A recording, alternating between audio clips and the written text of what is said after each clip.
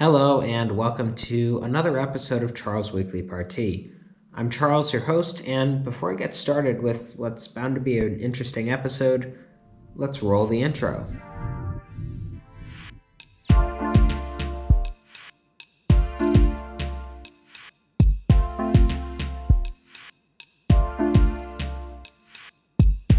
Okay, so I'm realizing I forgot to note out a section for opening thoughts on life and on the podcast, but I feel like today is it's been, for me, a very exciting week, very interesting week. And I guess, how do I put this? I've had a couple of chances to look at different developments in technology news, and I saw something very interesting architecture-wise. So despite the fact that I was indeed considering taking the week off, I decided to put forth another episode. So without further ado, let's dive straight into the architecture, starting with the If House. So the If House is designed by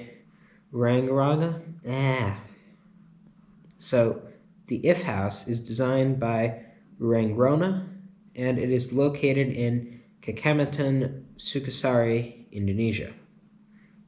So this particular house is located in a little bit of a busy area.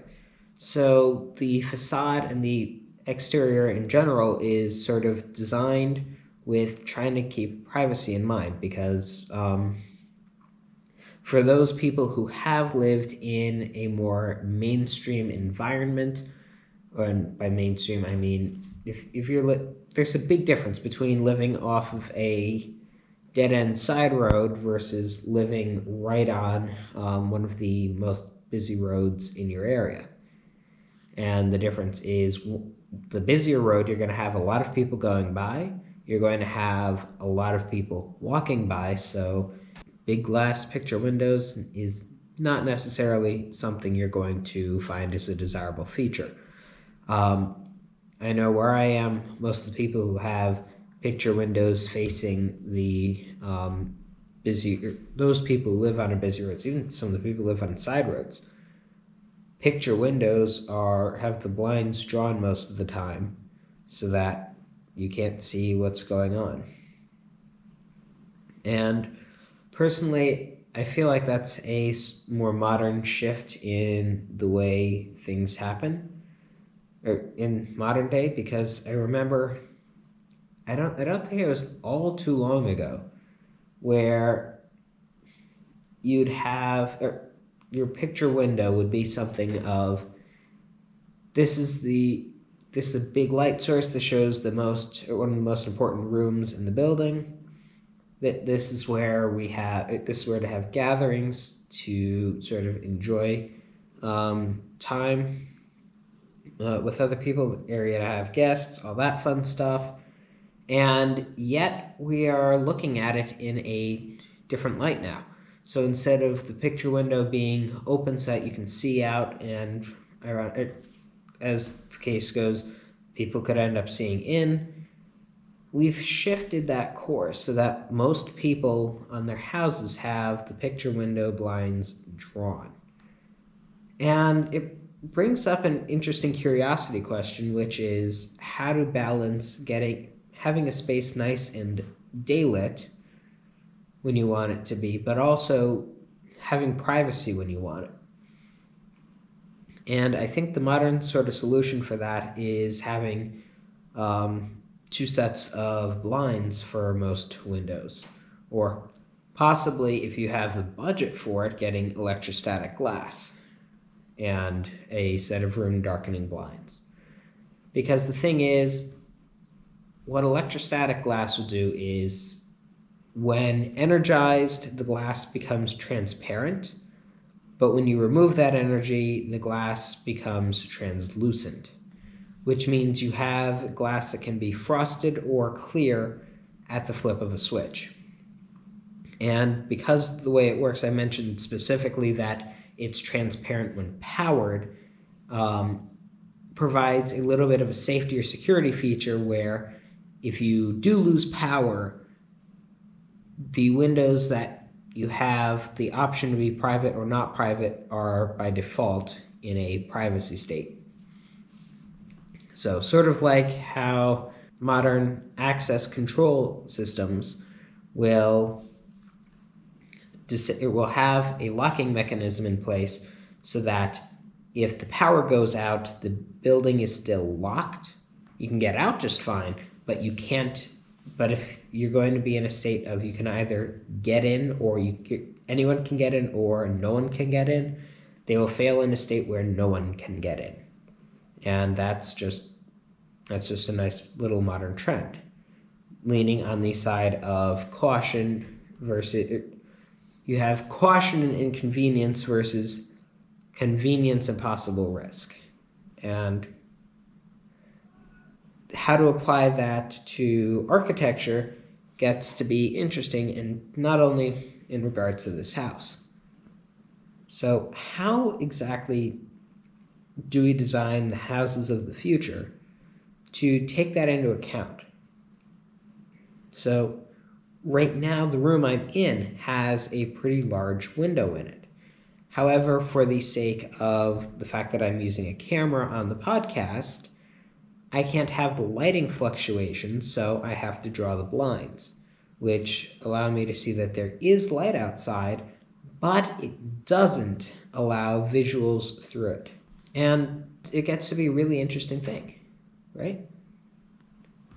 So the other things that you can do are also, let's say you don't have the money for electrostatic glass, which most people don't. I've looked at the pricing for it, and it is fairly expensive per square foot.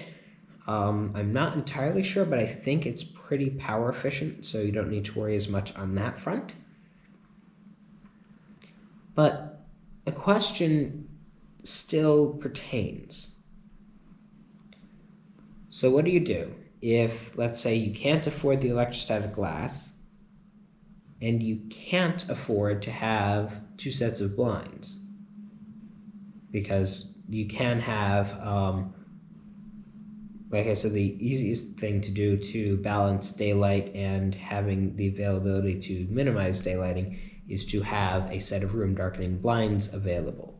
And those could be blinds, those could be curtains, but to each their own. More questions still persist with this. How on earth do we balance this conflicting need, right?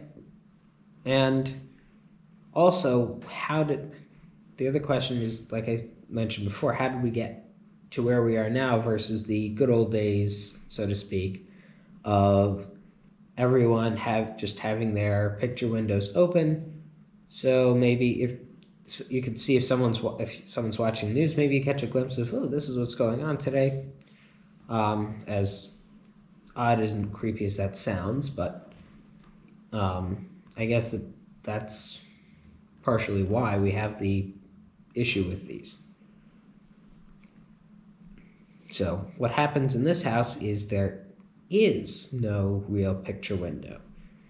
And that's for 2 reasons. First, going back to our privacy, but second, minimizing artificial cooling was a big design technique. Anyone who's run an air conditioner in the summer knows exactly how expensive that is. So when you're designing a house, whether or not you're designing it to be whatever different features you're designing in it, you should try and make use of what are called passive design strategies. And these passive design strategies allow you to take elements of the design into account to maximize the amount of work that the building is doing for just existing. So basically, work that if you have no power whatsoever, let's say you have a 3-day power outage, all of the passive design strategies work perfectly with or without, or work perfectly without power. That's why they're called passive strategies. Active systems are the opposite. Those are the ones like your air conditioning or your heat that require energy and are mechanical in nature. And what the family here wanted to do was to minimize that need for artificial cooling because Indonesia is a little bit of a warmer place.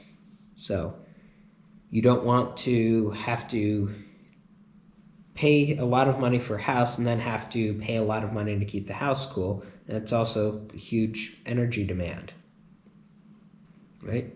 And ideally, you want your house to be doing as much for you as possible without you having to spend an extra penny. So for some of the rooms, what you feature, instead of having a view out, you have a raised window, so it's not one that you can really see out, but it's one that allows daylight in, but it does not allow, what's the word for it? But it doesn't allow views in or out.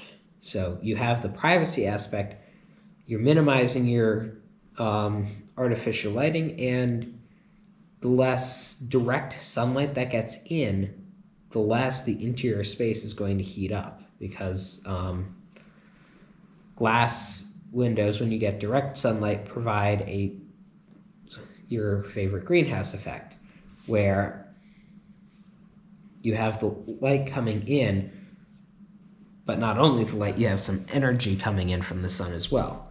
And the energy that comes in that that provides that heat comes in, but when it bounces back, it reflects off the glass a second time, making it so that you don't have a, what's the word for it?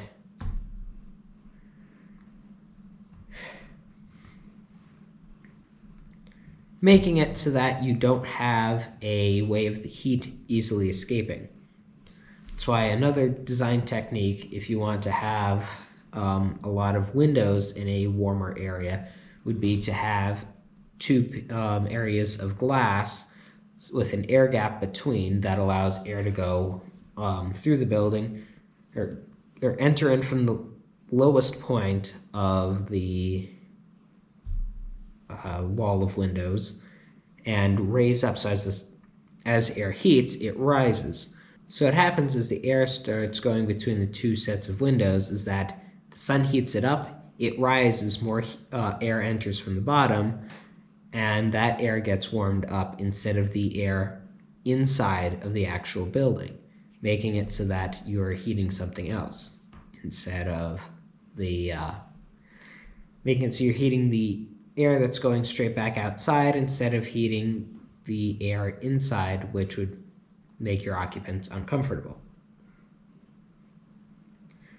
And another area where this sort of interesting technique is brought into play is the shielded indoor and outdoor pool. And I'm saying indoor and outdoor pool for a reason here. It's not really indoors and it's not really outdoors. So my definition of an outdoor pool is one that is open, exposed to the elements. You can have a covered outdoor pool, which I guess is a better definition for this, but this has walls surrounding it, going back to that privacy aspect.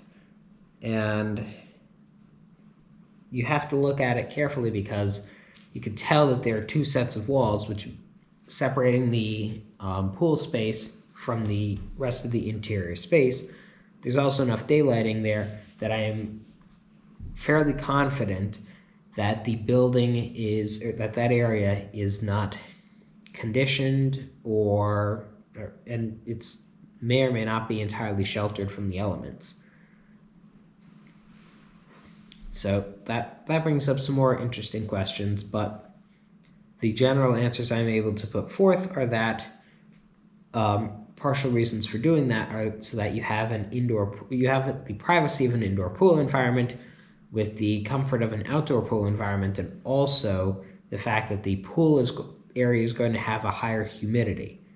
And in a warmer environment, humidity is able to increase more, and that can be nice sometimes to have a little bit of a humid time every now and then, but it's not something that's a lot of fun all the time.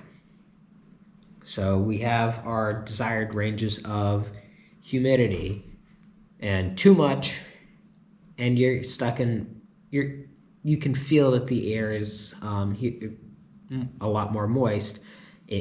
And the reason you're feeling that uncomfortable is because it's messing with your natural ability to cool yourself. Is the higher the air humidity is, the harder it is for sweat to evaporate off of your skin. And that's why the saying sort of originates, where you can cut the air with a knife. On the other end of the spectrum is you have the air that's too dry, which you don't really have to worry about here, but it gets to be a little bit uncomfortable because then your skin dries out too much, and that's why in the wintertime you'll have to use a lot more moisturizers to try and make sure that your skin's staying hydrated. But it's that same sort of level of discomfort.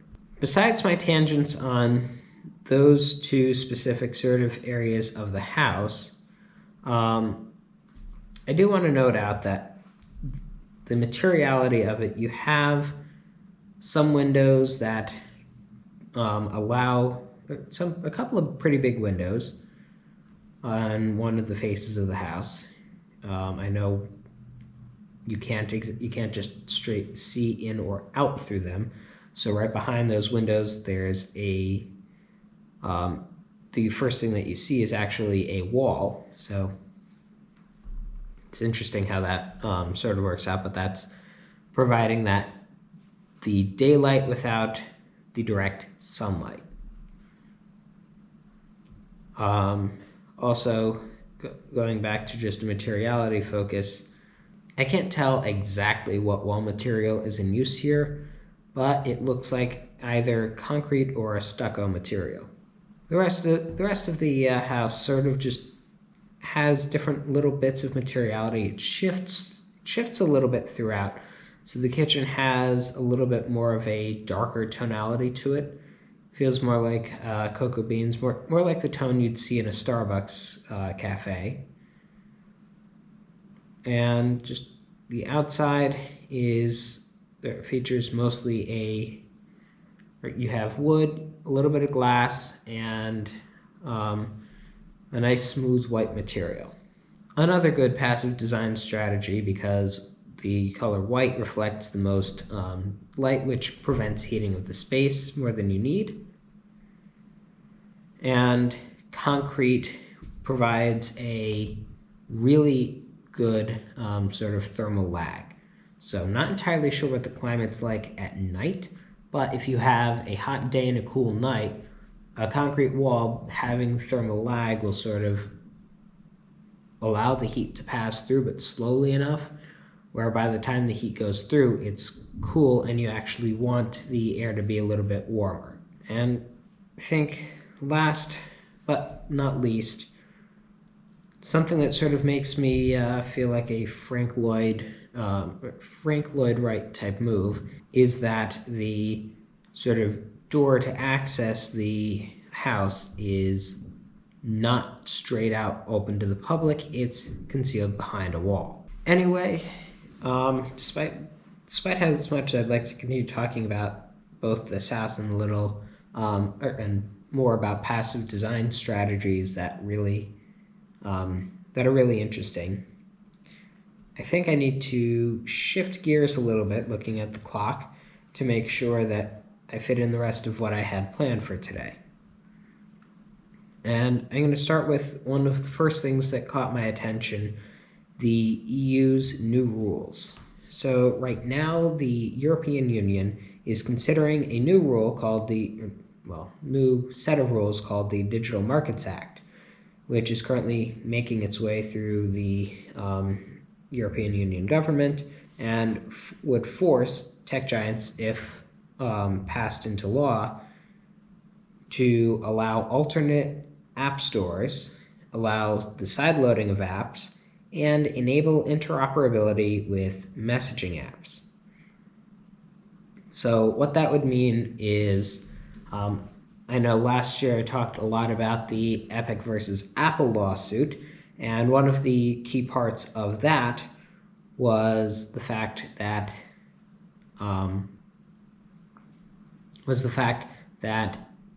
Apple and Epic had a disagreement over whether or not Epic could have their own third-party app store, because Epic did not want to pay the hefty commissions to Apple for doing things, and Epic wanted to be able to run their own payments without having to toss a hunk of change straight to Apple just because it was on their platform. So if these new rules got released, Epic would probably be thrilled at it, but as you could probably guess, Apple isn't happy, and they're not the only ones. But before I get back to the response, I'm going to finish talking about the rest of the implications of this bill. Sideloading an app means you're loading it to the side, as the name might suggest. You're loading it to the side of the theoretical gates to the garden. So to sideload an app is basically just you're installing an app on your device without doing it through the proper sort of store. And Apple and Google don't like that because it means it's not necessarily guaranteed to meet their guidelines, and they're not getting developer fees for using their platforms.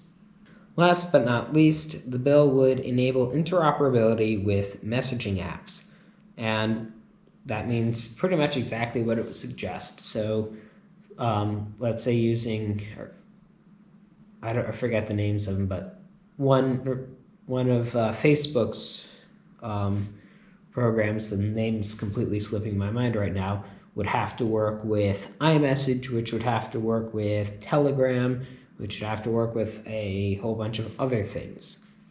And the question and I guess that brings up is there any real benefit to the end user on that? And that is something where I'm personally not entirely sure about, because yes, there are benefits. So if someone only uses iMessage, then you can reach them if you don't use iMessage or have the Apple device to use it. But you can also go and, if, let's say, I guess it does have that pretty big perk to it, but as with everything, there are sort of pros and cons. Might take me a couple seconds to figure out what the con to this might be, but no matter what, there is one, but I don't think the con is one that impacts users, because the biggest one that's coming to my mind is that it makes for a bigger headache between different messaging servers. And if you send an iMessage user a message, and you're also an iMessage user, you're sending data to Apple servers, which know to send data to the user.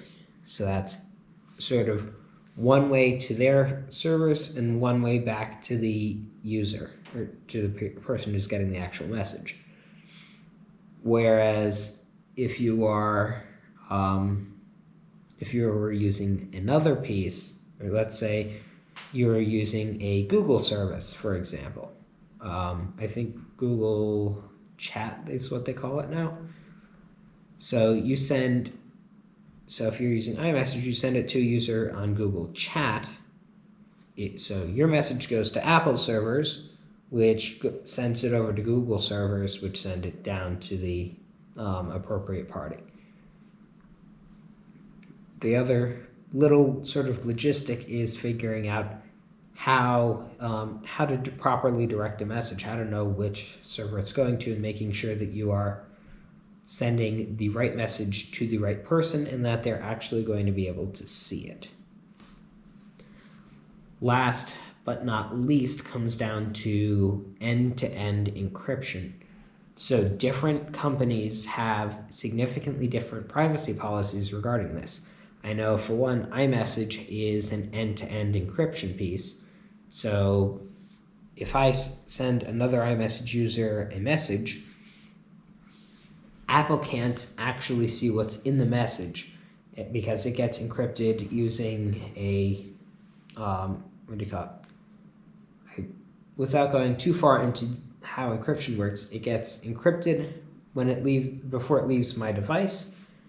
Apple just can figure out who it's supposed to go to without being able to decrypt the actual message, and it sends it to the user whose device is able to appropriately decrypt the message and turn it into exactly what it was when the sender sent it. So end-to-end encryption might be a little bit more difficult if you're not within the same company, because different privacy policies, again, Google might not care about it as much as Apple would. Speaking of Apple, it's not in my notes, but something that crossed my desk this week was that Apple, for a lack of better words, installed components in their new Mac Studio that permit to change the SSD that's in use, but if you put in a different SSD, it won't work. And that brings up, for me at least, an interesting question, which is, why is that the case? Some pieces that I'm reading say that the devices connected are raw storage modules, but the pressing question is that if you have something to allow for upgradable space, I think there are 2 actual slots in there, why will software not allow that to be actually used as a storage device? And it's a good question, and I'd really like to know Apple's response to it, because my biggest problem with Apple's computers right now is that there's no real future upgradability. Sure, certain pieces of it are very fast, but it comes at the cost of, if one thing goes, it all goes. So having a storage solution that only Apple can really do anything about, personally, I'm not a huge fan of. So there's that. Anyway, going back on script, I guess, in other news, Microsoft got hacked as well. So they are joining NVIDIA, Samsung, Ubisoft, and Okta, which all got hacked by a hacking group called Lapsus. So Microsoft has no doubt, based on one of the screenshots, that part of Bing's source code seems to have been leaked as part of the attack, but it's not entirely sure what else is out there, although Microsoft at this point is going to be running damage control to figure out what exactly is hacked to try and patch any new vulnerabilities before they can actually be used to impact users of their services. Because then that gets to be extraordinarily expensive. Now, I'm sure many of you are wondering how exactly this happened, because Microsoft isn't exactly a small name in the realm of computing data. So Microsoft is honest to goodness one of the biggest tech giants. I think the 3 big ones are Microsoft, Apple, Google, and Microsoft, Apple, Google, and Amazon. I'm not going for a big 3. I'm going for a big 4, because each of them sort of target different areas, but half of the internet and half of our daily lives are reliant on those companies. So how the hack exactly happened is still being investigated, but Microsoft has acknowledged that a support engineer's laptop was used for it. How exactly that worked out, whether the support engineer was an insider source, or if the laptop was obtained somehow else, is yet to be discovered. On the bright side, though, Lapsus's reign may be over. A 16-year-old in England was taken into custody and is believed to be the ringleader of this hacking group. And based on his endeavors, he has managed to amass over £10 million in crypto from all of the hacking that he's been doing. So we don't have a name, we don't know everything for sure, but this is, to me, not surprising because back when I was that age, I was doing a little bit of messing around with that, although I was not doing it illegally. That's the sort of thing where you practice hacking your own devices so you can have a little bit of fun that way without breaking different laws on many levels, including international ones. If you thought breaking federal law was bad, try breaking the international ones, which hacking kind of is one. So hopefully this will be the end in the reign, but we'll have to see. And no matter what, even if one hacking group falls apart, another one will eventually come in and take its place. Speaking of taking other people's places, NVIDIA is taking the place of having a super fused chip. So NVIDIA's new super chip uses similar technology to Apple's M1 Ultra. Featuring 144 cores and 1 terabyte a second of memory bandwidth, it is an absolute beast of a chip. So, as you might have guessed, this is a server use chip, so you can use it for personal purposes, but it would probably be very cost prohibitive to do so. How exactly this will change the realm of computing has yet to be discovered, but I think I can say with some degree of confidence that as better and better chips start coming into play, we're going to have more and more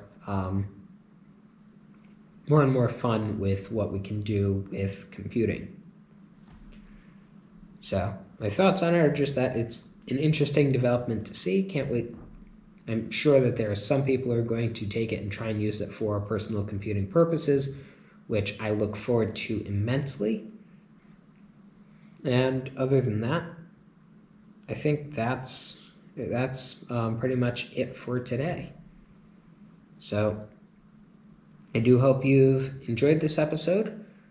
My Parti for the week is just to look at your own possible passive strategies, figure out how best to make use of your picture window if you have one. So is it what you use to showcase the amazingness of your living room? Do you have a good view? Or is it something that, well, it's there for light but not much else? So, food for thought for the week. Anyway, if you did enjoy this episode, please subscribe so you don't miss any future episodes. And if you go to anchor.fm/weeklyparty, you can listen to all past episodes of the podcast, you can interact with voice messages, and you can support the podcast, which helps out immensely. Also, if you're listening on Apple Podcasts, please be sure to leave a review, and you can see the action on YouTube, and this week it will be in YouTube on 4K, because I didn't realize until midway through the recording that I had accidentally selected the wrong video resolution. So that's an oops on my part, but a benefit to everyone else. And when I say it's going to be released in 4K, we have yet to see exactly how that's going to pan out. So there are other logistical issues, for lack of better words, that need to be addressed. So I hope you have a good week. Take care, and roll the outro.